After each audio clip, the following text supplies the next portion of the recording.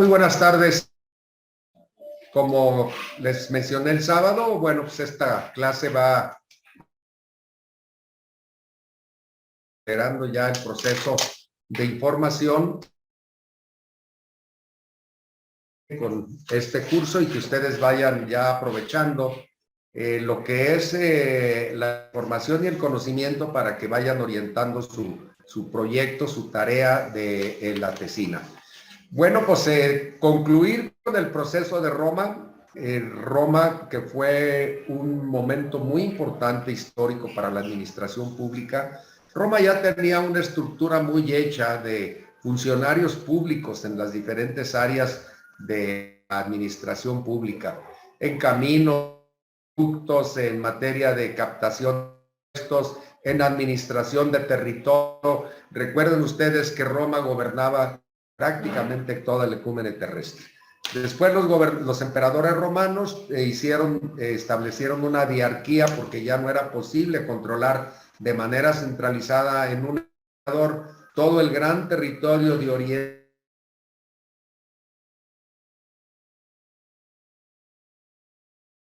la Britania, la conquista de Hispania, y eso ya se habían ido límites no solamente del Rin, sino que se habían ido hasta la Iliria, que es la zona del Danubio.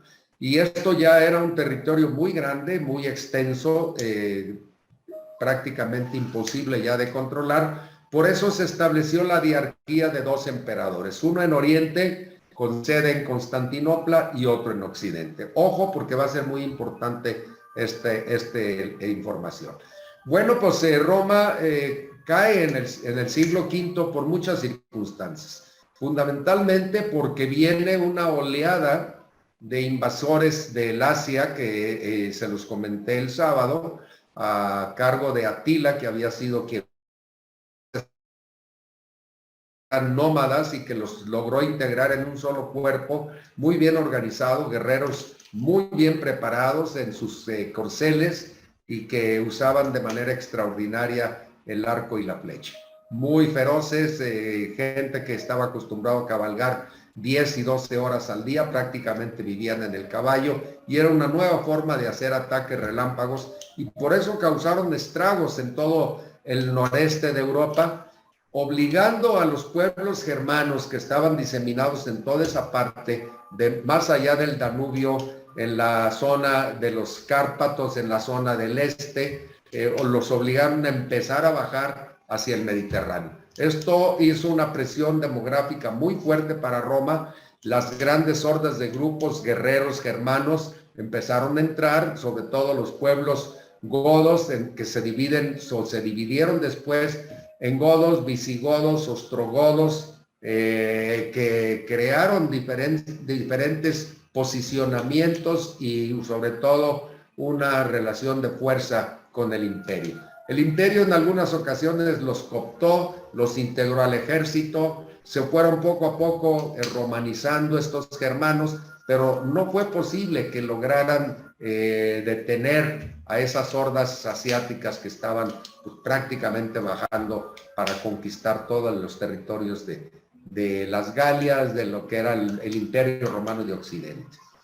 Esto fue lo que ocasionó el debilitamiento de Roma. Roma ya no contaba con su lado oriental, no siempre estaban de acuerdo, ahí hubo un impasse en controlar adecuadamente los dos imperios, estas invasiones, lo hacían uno o lo hacían otro, pero no los hacían de manera integral.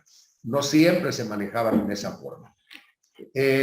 Roma presenta una batalla muy importante contra Atila, logra vencerlo en la zona de Champagne, en los campos cataláunicos, en la zona de Champagne, ahora Francia, y ahí lo detiene y prácticamente fue la conclusión de Atila, no de los ejércitos asiáticos. Estos se difuminaron, se diseminaron en toda la parte del Danubio hacia la otra orilla, donde era el limes, o sea, la frontera romana, y de ahí o bien entraban a servir al Imperio de Oriente o bien al de Occidente, y hasta que prácticamente se acabó el peligro de esa invasión, exactamente lo que se refiere a los asiáticos.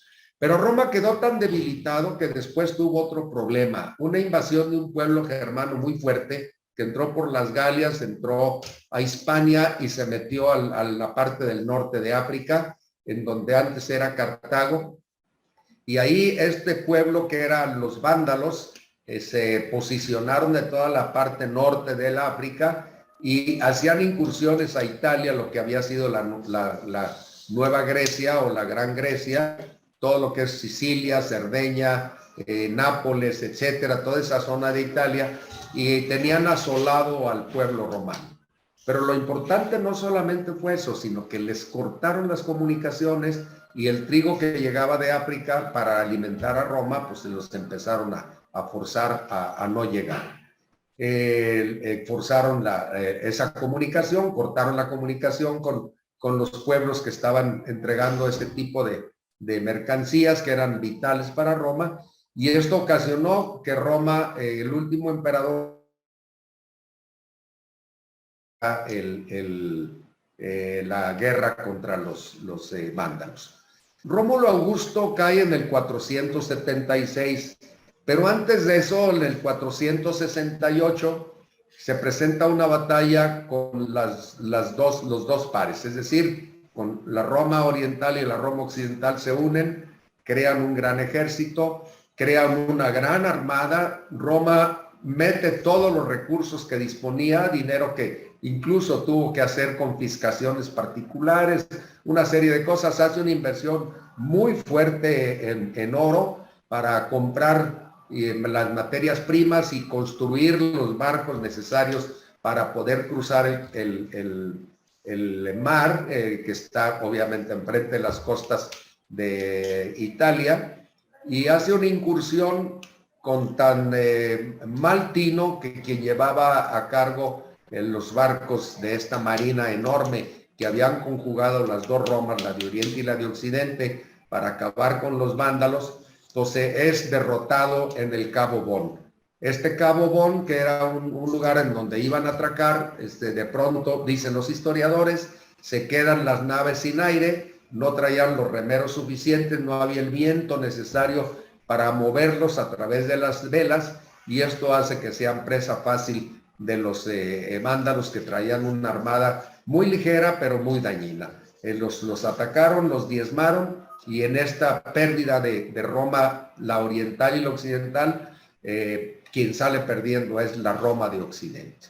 Después del 468 después de Cristo, Roma ya no se pudo levantar, va perdiendo prácticamente sus territorios del norte, lo están invadiendo constantemente, los grupos germanos llegan ya hasta la capital sin ningún problema. Roma tiene que cambiarse a la ciudad de Rávena, que está en el noreste de la península, y el último emperador es Rómulo Augusto, aunque sostengo yo la teoría que les dije el sábado, que el último realmente va a ser Justiniano.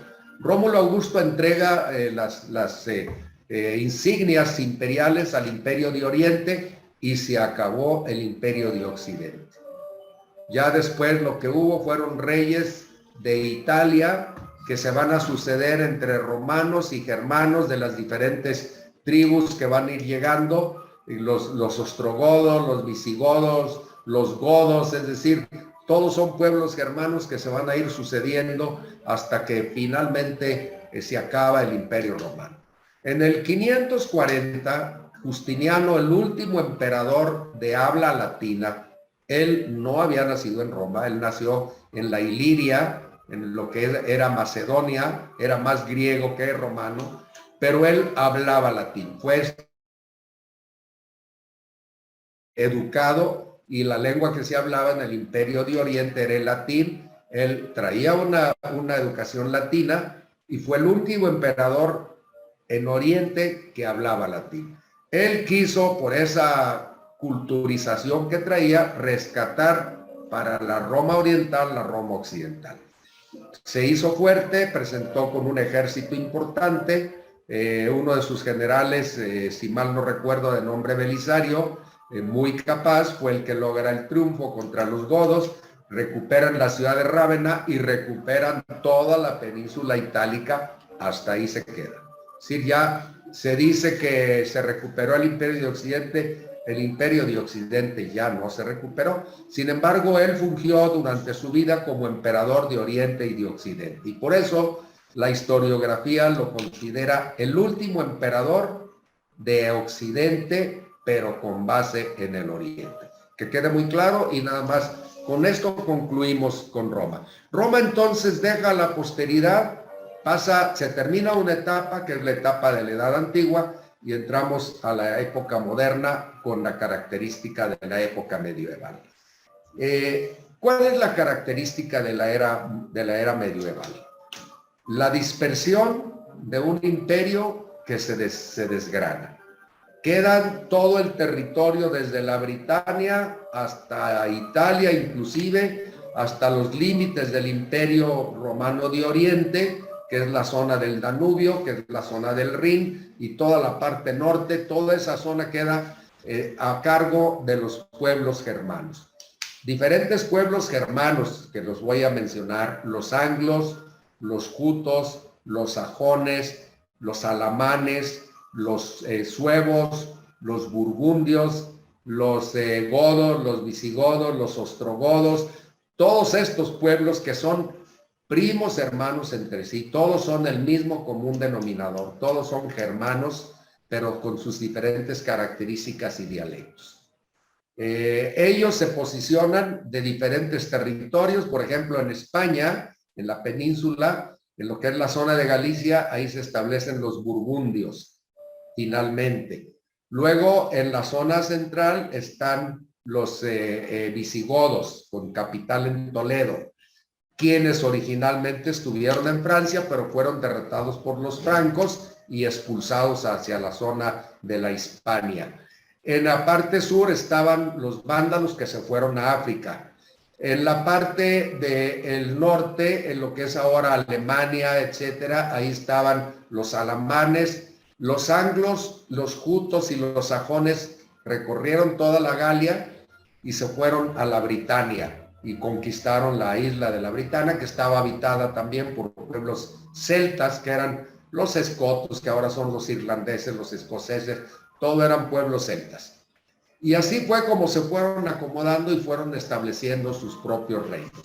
En la zona de la Galia, que era la más extensa, el reino más grande que se consolida es el reino de los francos. Ahí el primer emperador o el primer rey franco va a ser Clodoveo I, quien es merovingio, quien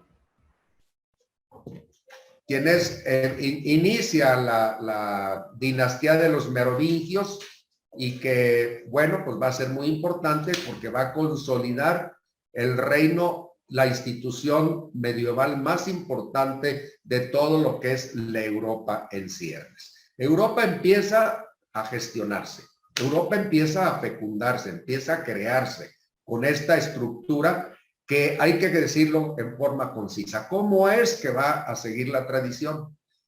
Hay que entender muy fácil esto.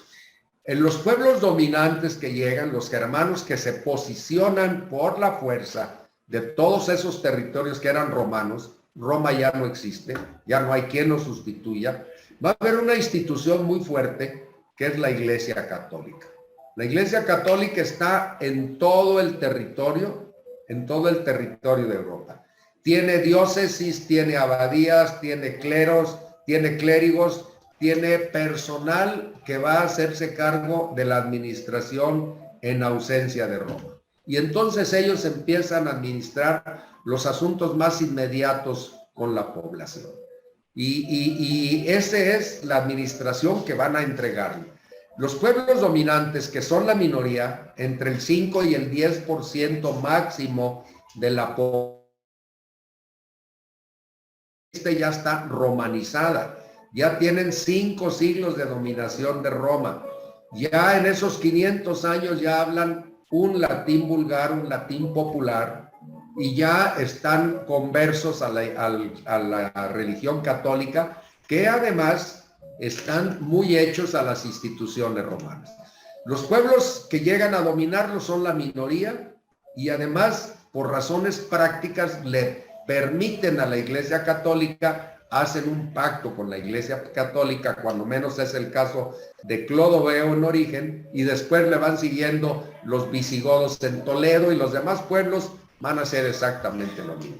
Le entregan a la Iglesia Católica la administración de las cosas públicas, y la Iglesia Católica se hace cargo de todo.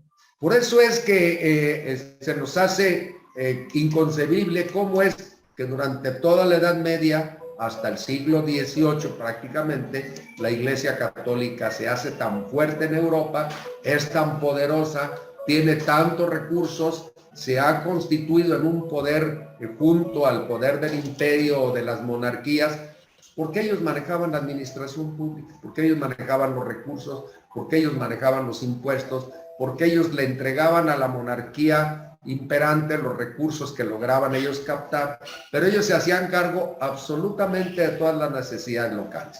El agua potable, los caminos, los graneros, la administración incluso de justicia, es decir, toda la administración pública estaba en manos de la Iglesia Católica.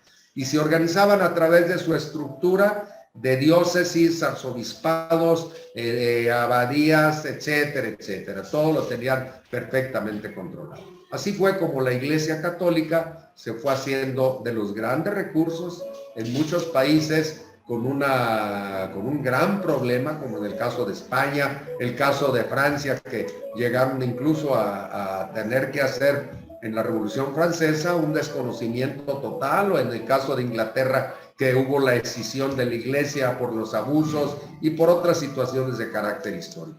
Pero esto va a ser hasta muchos siglos después.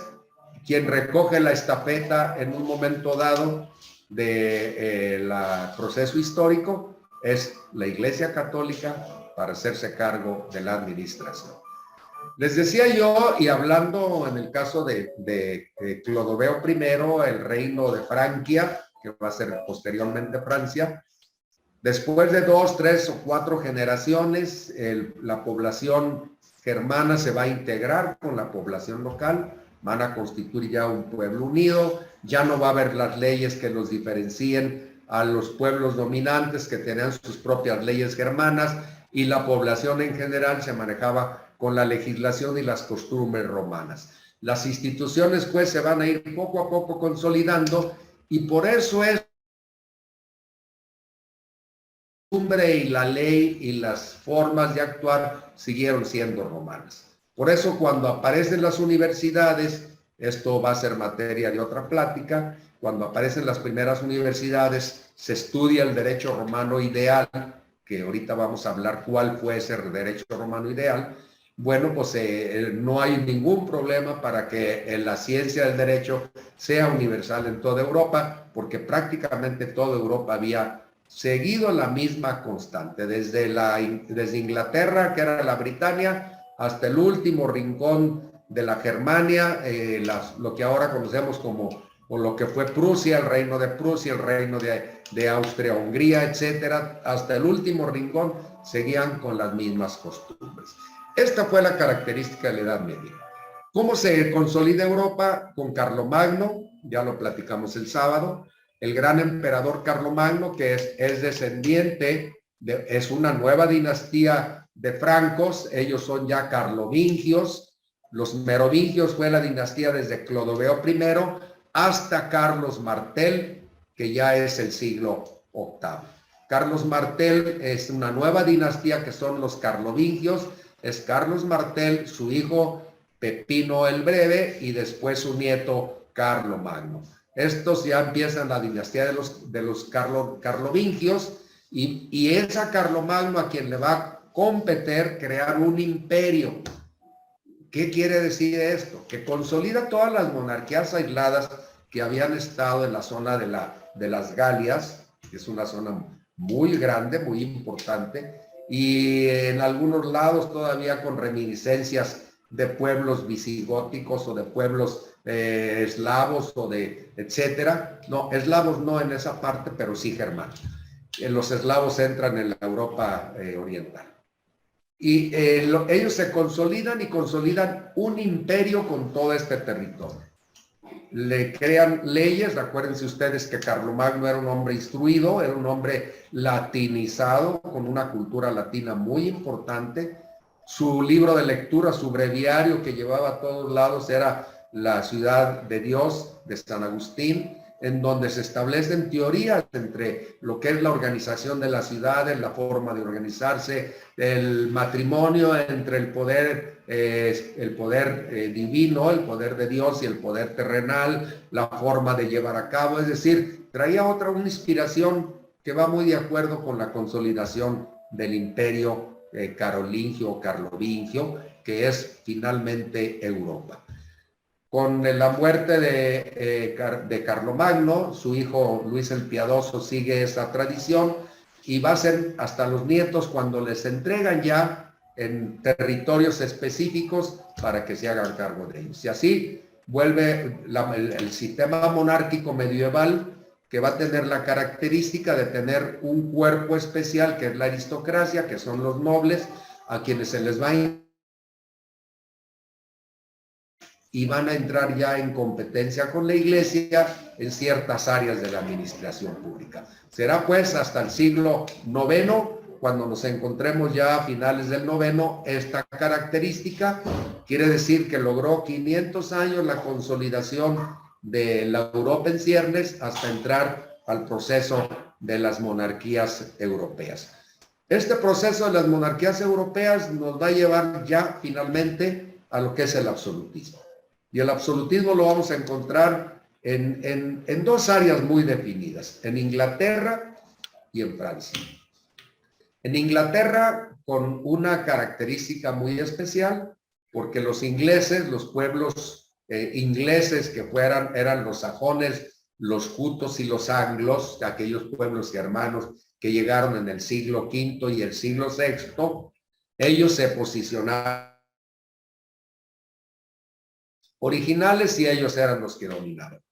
Pero en el siglo XI, a principios del XI, se va a dar un fenómeno porque el monarca de origen normando, el monarca inglés, va a morir sin descendencia, y entonces un normando, los normandos habían sido una migración tardía que se les llamó los vikingos. Llegaron en el siglo IX a la parte de Francia y en un pacto con Carlomagno les entregó parte del terreno para que fueran sus aliados y se asentaran ahí. Y se asentaron en el condado de Normandía, se pacificaron, y 2 siglos después uno de sus descendientes, que fue el hijo del duque de Normandía, Guillermo de Normandía, conocido también como Guillermo el Conquistador, pasa a Inglaterra porque se cree con derechos al trono. Porque Luis, que le llamaban el santo, el casto, el rey inglés, había muerto sin descendencia. Bueno, pues esto trajo como consecuencia una guerra y una batalla en Hastings, en donde los varones normandos vencieron a los ingleses, que eran de origen noruego, suecos o noruegos, que estaban buscando descendientes del rey Canuto de Noruega, que buscaban quedarse obviamente con la parte de la isla. Fueron derrotados y entró la dinastía de los normandos, que estaban afrancesados, la cultura francesa ya muy hecha, muy romanizada, entraron a sustituir a las otras dinastías. Y los normandos llegaron para quedarse. Llegaron a estructurar, a organizar, levantaron ese censo fue una estadística en la cual se dieron cuenta de todo cómo funcionaba Inglaterra. Acuérdense que eran gente nueva, impusieron su idioma. El idioma que se habló en lo sucesivo en Inglaterra fue el latín, fue la lengua culta, y después en francés. El inglés de Inglaterra, el que hablaban los pueblos germanos, se fue poco a poco consolidando, pero con muchísimas voces latinas, griegas y francesas.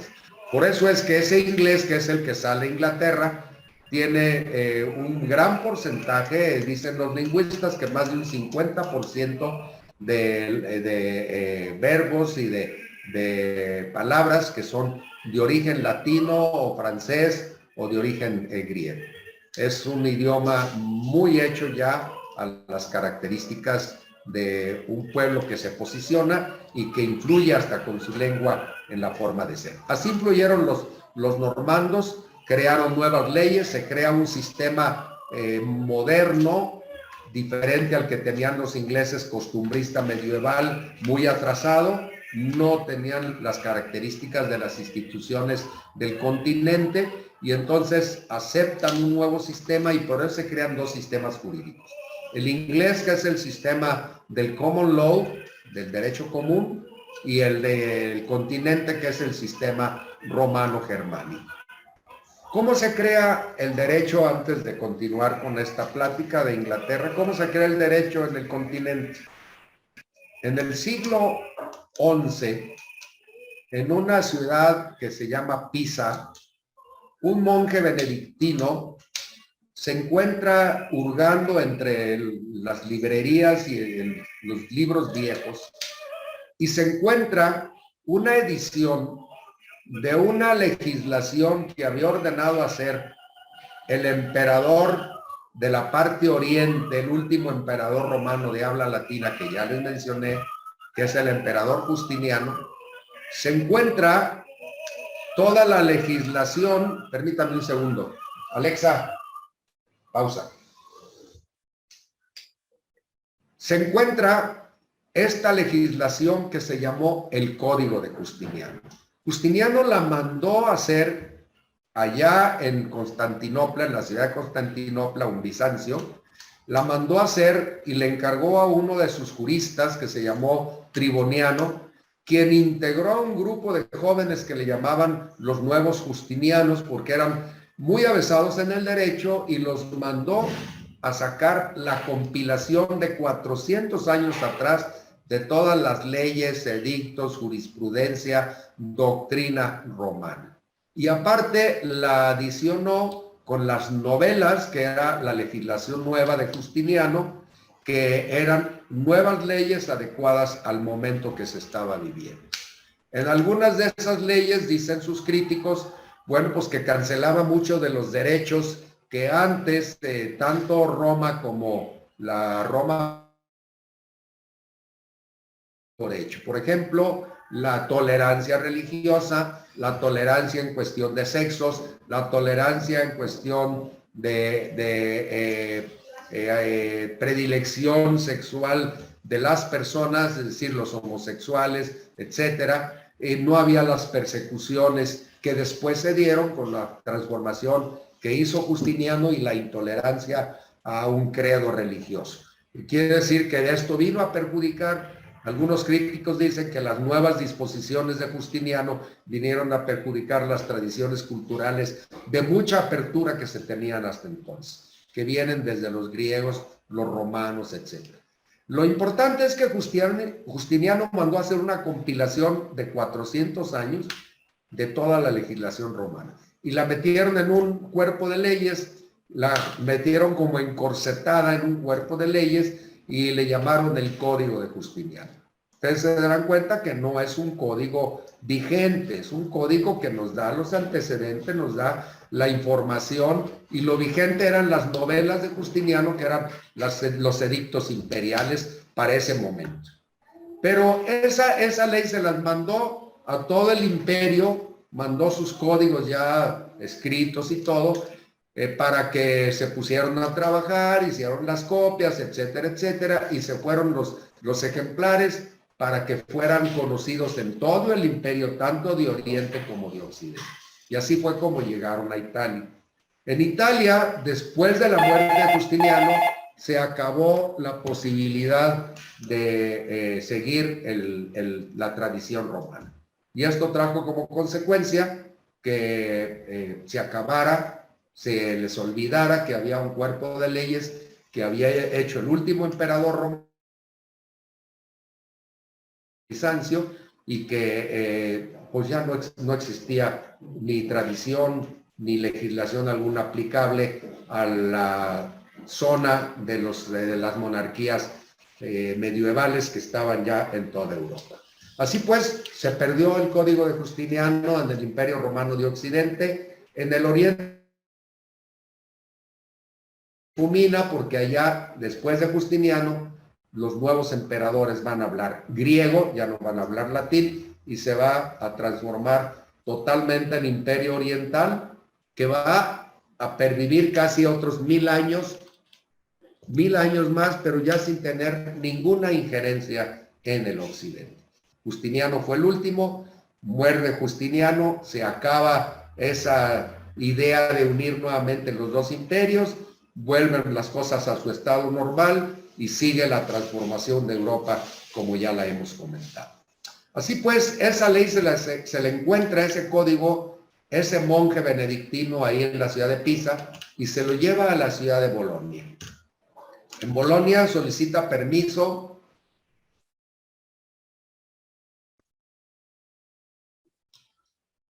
a la princesa regente para que abriera una universidad.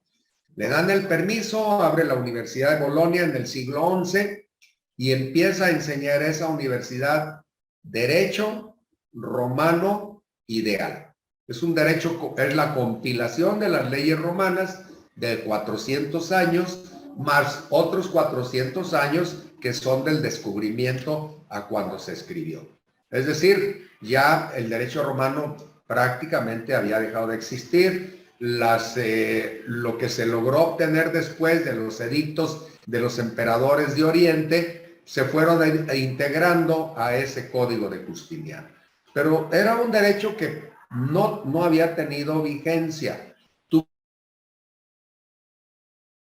las históricas, pero no tuvo vigencia, es decir, no quiere decir que porque Justiniano lo hizo, se empezó a aplicar como tal, no, eso definitivamente no tuvo lugar. Era un derecho ideal.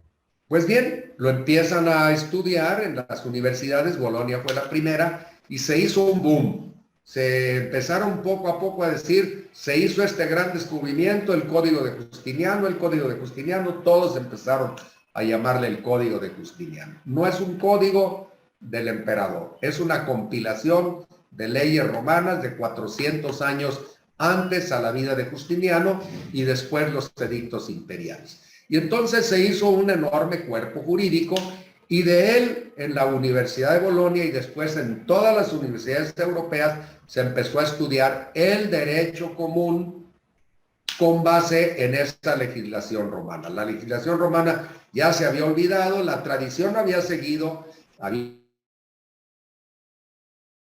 instituciones romanizadas, los germanos, que eran los monarcas de los diferentes reinos o imperios, habían creado sus leyes,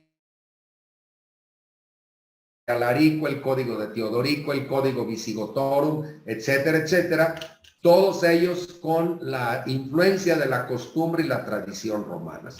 Pero no existía prácticamente una información de las leyes romanas.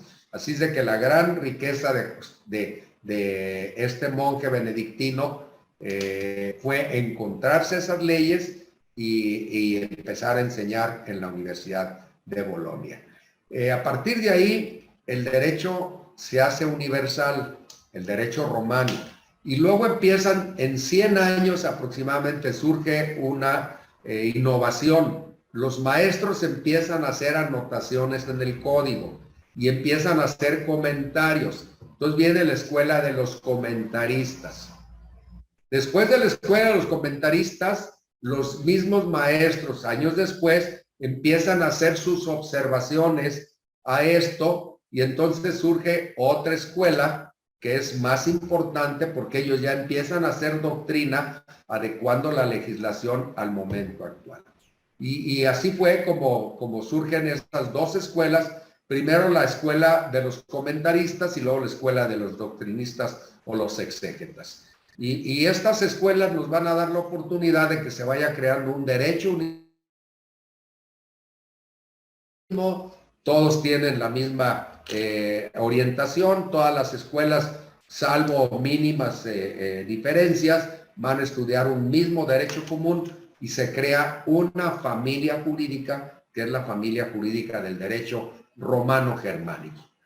Romano-germánico porque finalmente, aparte de las aportaciones de los germanos en sus leyes tradicionales, también porque fueron los alemanes ya en la última etapa de esta investigación, cuando ellos se van a la exégesis del derecho romano, se van a estudiar las instituciones, cuando ya se conoció, ahora sí, toda la historia profunda de Roma, viene el Renacimiento, viene todo, se van al fondo y empiezan a sacar las instituciones romanas como eran. La ley de las 12 tablas, las instituciones de los académicos, de los doctrinistas, de los grandes juristas romanos, y empiezan a hacer una compilación y se hace la escuela del historicismo del derecho romano.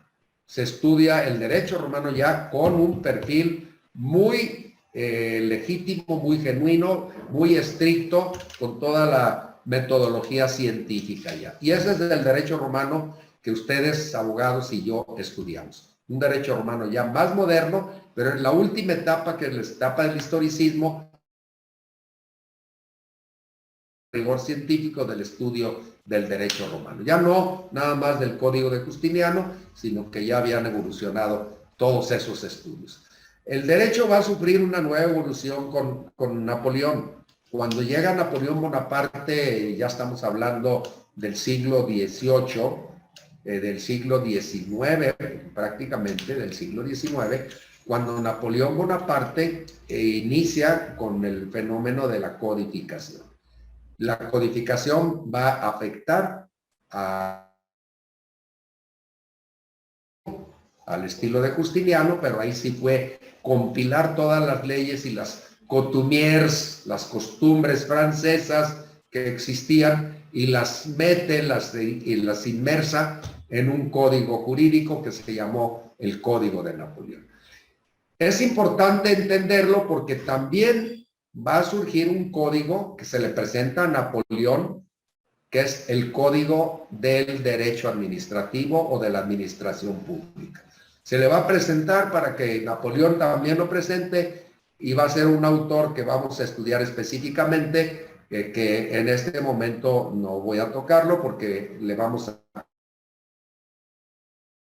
entender la importancia de este autor francés, que va a entregar ya una codificación que, leída y vista actualmente, pudiera servir a cualquier país del mundo. Ahí encontramos ya la paternidad de la legislación, tanto del derecho administrativo como de la administración pública estructurada. Pero esto va a ser resultado de la propia Revolución Francesa. Ese es un fenómeno que vamos a analizar, lo vamos a ver para el próximo sábado. Ahorita vamos a concluir con el absolutismo. Les decía yo que en Inglaterra, seguimos el hilo de Inglaterra, después que entra la dinastía normanda, los normandos, hasta el año de 1215 todavía es la dinastía normanda.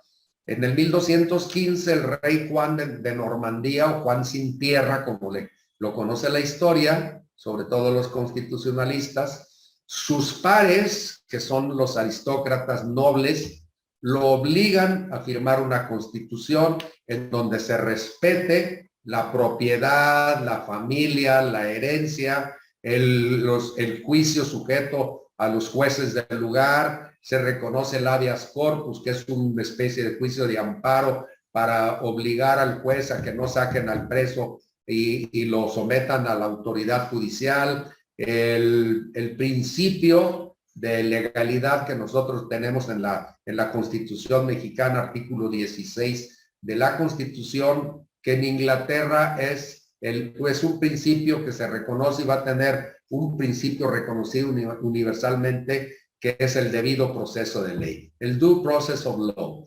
Pues le obligan al rey Juan de Normandía a que reconozca en una constitución, que es la primera constitución inglesa y la primera en nuestro mundo occidental.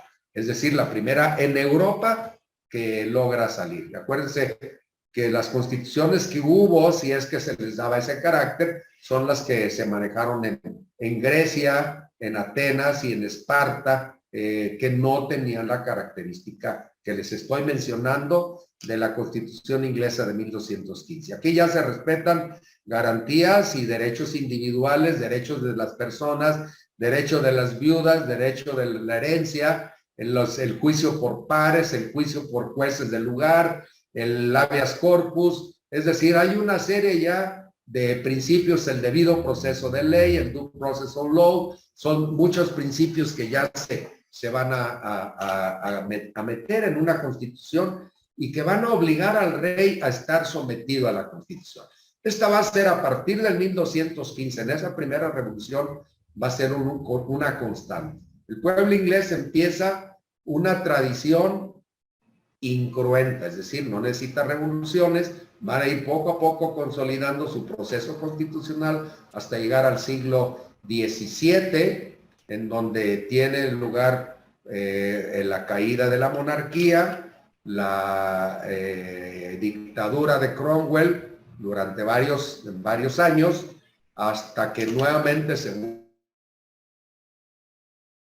una monarquía ya acotada totalmente a la Constitución, nuevas reglas del juego, va a surgir el sistema parlamentario, va a surgir que fue John Locke en Inglaterra y en Francia, Montesquieu, van a división de poderes, los tres poderes, ejecutivo, legislativo, judicial. En Inglaterra entonces se acepta el parlamentarismo con dos cámaras, la Cámara de los Lores, que son los aristócratas, la Cámara del Pueblo, que son los comunes. Y así se establece el sistema parlamentario, se define el sistema de la división de poderes o de funciones, se establecen tres funciones dentro de la estructura de gobierno. El monarca tiene una representatividad, pero ya no es el monarca absoluto, está supeditado a la ley, supeditado a la Constitución y a la estructura que se crea. Inglaterra también había tenido los monarcas absolutistas. No llegaron a la categoría de los monarcas franceses, que esta es una característica independiente. Inglaterra va a seguir una tradición en donde la característica de Inglaterra va a ser el self-government, es decir, el gobierno por sí mismo, el autogobierno. Quiere decir que en las comunidades pequeñas de todo el reino de Inglaterra tenían autonomía para resolver los problemas de carácter doméstico de la administración pública. Y si bien el monarca tenía una estructura de vigilancia, le dejaba mucho a la iglesia que manejara el control de la administración, hacerse cargo de las mejoras, los responsables de captar los recursos, los responsables de llevar a cabo las obras domésticas, etcétera, y no había necesidad de tener un aparato grande de administración pública. Inglaterra se va a conmocionar y va a tener un paradigma en la administración pública y va a cambiar su concepto de esa tradición del self-government cuando viene la Revolución Inglesa. Cuando viene la Revolución Inglesa, Inglaterra ya había dado un salto muy grande, ya gobernaba la India, ya tenía el poder en la India, y allá en la India, no en Inglaterra, tuvo necesidad de crear una escuela muy especializada de la administración pública.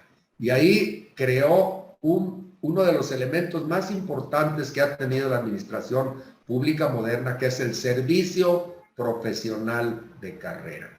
Crea el servicio profesional de carrera, capacita a sus administradores públicos para que con una gran capacidad y con una gran cultura y preparación se vayan al servicio profesional a la India, y gracias a ese servicio profesional de carrera logran dominar toda la India y tenerla realmente sujeta hasta que finalmente se vino ya lo que todo el mundo esperaba, la culminación de los regímenes imperiales, y Inglaterra termina como terminó Alemania, como terminó Francia, como terminó Prusia, como terminó el Imperio Austrohúngaro, como terminó el Imperio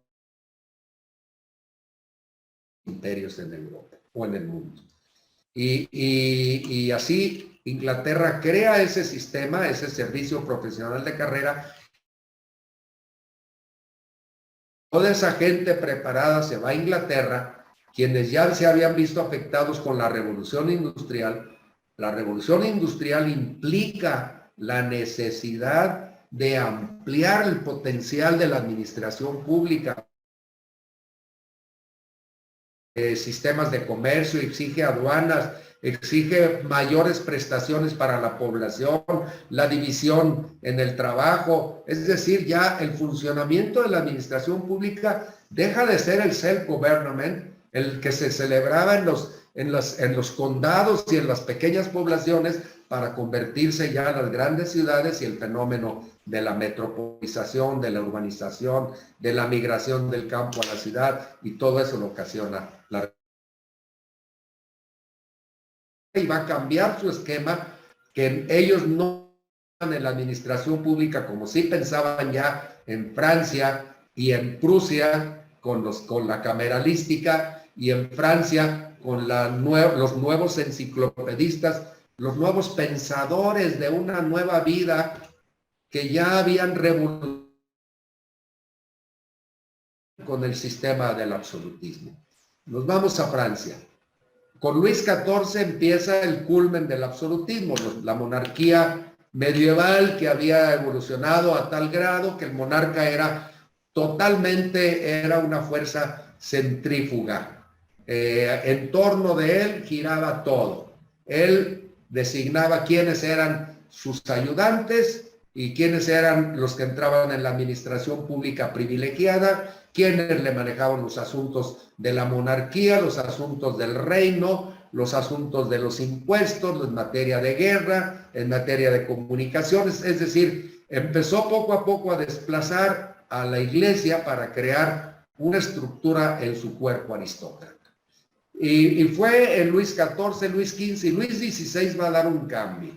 Luis XVI va a quitar ya la aristocracia, va a crear un cuerpo civil de servidores públicos, un cuerpo que le llamó de inspectores generales, en donde ya la burguesía francesa, gente preparada, profesionales, etcétera, que por su cuenta habían logrado acceder en la escala de la sociedad civil y ya eran profesionistas liberales. Y entonces el monarca Luis XVI empezó a hacer y estructurar de forma centralizada la administración pública. Y entonces empezó a desplazar a la iglesia, empezó a desplazar a los curas, empezó a crear una estructura donde él tenía el conocimiento y la información, y llegó a ser muy importante la administración pública francesa en la época del último rey del absolutismo. Habrá que darle una leída a este libro interesantísimo de Alexis de Tocqueville para que entiendan ese proceso. Se llama La Revolución Francesa de Alexis de Tocqueville. Alexis de Tocqueville vive después del movimiento de la Revolución. Él vive más o menos en la última etapa de la Revolución Francesa, cuando ya le va a tocar, después de casi 80 años de la Revolución, a otro proceso y la culminación. Es decir, la Revolución Francesa no culmina inmediatamente. Entonces él hace un estudio retrospectivo para saber cómo estuvo el momento histórico de la Revolución Francesa, cómo se dio, cómo se persiguió, cómo se llevó a cabo. Véanlo, es muy interesante, así como Mario de Luis Bonaparte, que habla de la última revolución que hubo, en donde Luis Bonaparte da un golpe de estado y se hace el último emperador. Fue el último de los imperios franceses, antes de romperse y entrar ya de lleno a la etapa del republicanismo francés, las repúblicas francesas, que ya vamos en la sexta república francesa en este momento, con todas las características que ya conocemos.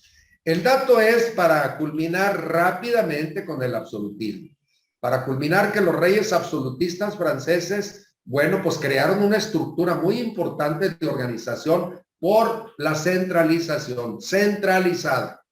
Ellos tomaron el control desde Luis XIV de toda la administración pública, y bajo ellos pirámide del monarca dependía toda la organización y toda la estructura. De Luis XIV a Luis XVI fue el desplazamiento del clero para tener el control a través ya de la incursión en la administración pública de verdaderos profesionales. Es decir, ya profesiones liberales. La administración pública francesa era muy importante. Francia ya era una población con muchos millones de habitantes, muy fuerte económicamente, y creo que andaban alrededor del orden de 500,000 los miembros de la administración pública francesa. Esto va a dar lugar a que cuando venga el movimiento de la Revolución Francesa no surta ningún problema ese cambio de estafeta del absolutismo a la república, porque la estructura de la administración pública está muy bien hecha, muy bien perfeccionada, es un mecanismo que está trabajando y va a tener las características de ser la escuela francesa. Después a integrar obviamente, les decía yo que van ideas para la nueva administración pública. Uno es Bodino y el otro es Bonin. Jean Bonin y Jean Bodino, con 200 años de diferencia uno de otro. Uno va a ser la aportación de lo que son los conceptos de soberanía, Montesquieu la aportación de la división de poderes, luego viene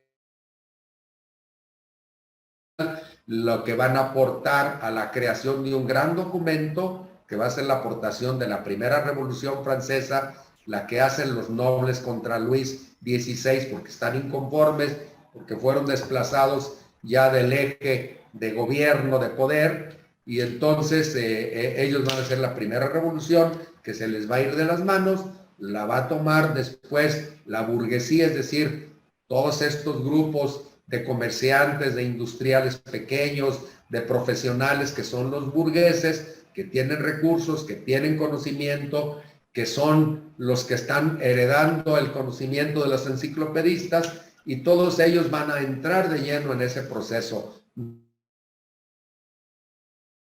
Bueno, el primer proceso va a dar lugar a un documento importantísimo que luego lo vamos a analizar, que es la Declaración de los Derechos del Hombre y del Ciudadano. Ahí ya se va a puntualizar cuál es el nuevo Estado francés, la nueva forma de cosas, la nueva división de poderes, y la estructura administrativa sigue la misma. 2,000 burócratas que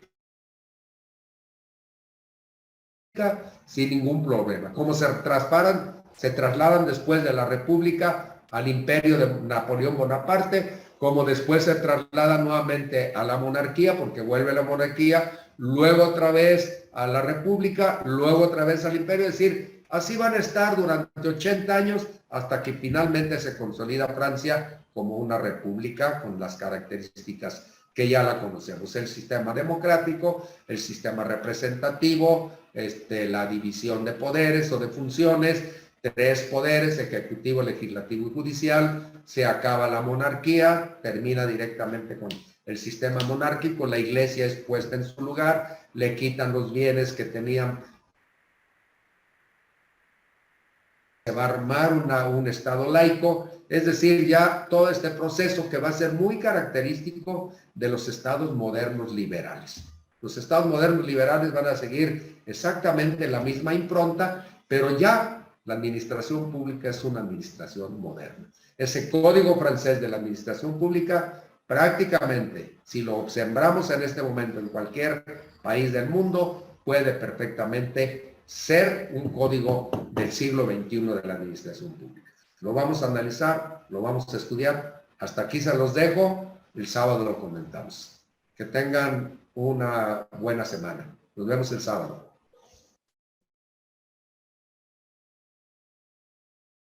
Ingrid.